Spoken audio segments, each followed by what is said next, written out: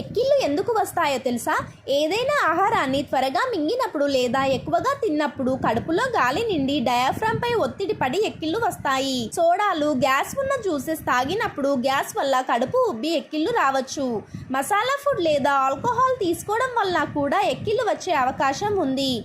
Pneumonia, ఫ్లూరసీ వంటి శ్వాసకోశ సమస్యలు కూడా ఎక్కిళ్లకు దారి తీయవచ్చు. అధిక ఒత్తిడి లేదా తీవ్రమైన భావోద్వేగాల వల్ల కూడా ఎక్కిళ్లు వస్తాయి. శిశువులకు పాలు పట్టించేటప్పుడు బాటిల్ సరిగ్గా పట్టుకోకపోవడం లేదా అతిగా పాలు పట్టడం వలన ఎక్కిళ్లు వస్తాయి. కొన్ని మందులు, ముఖ్యంగా స్టెరాయిడ్స్, కీమోథెరపీ మెడిసిన్స్ ఎక్కిళ్లకు కారణం కావచ్చు. ఎక్కిళ్లు కొద్ది నిమిషాల్లో తగ్గకపోతే, ఎక్కిళ్లతో పాటు నొప్పి, జ్వరం, వాంతులు వంటి లక్షణాలు కనిపిస్తే, ఎక్కిళ్లు గంటల తరబడి లేదా రోజులు తగ్గకుండా ఉంటే డాక్టర్ని సంప్రదించడం మంచిది.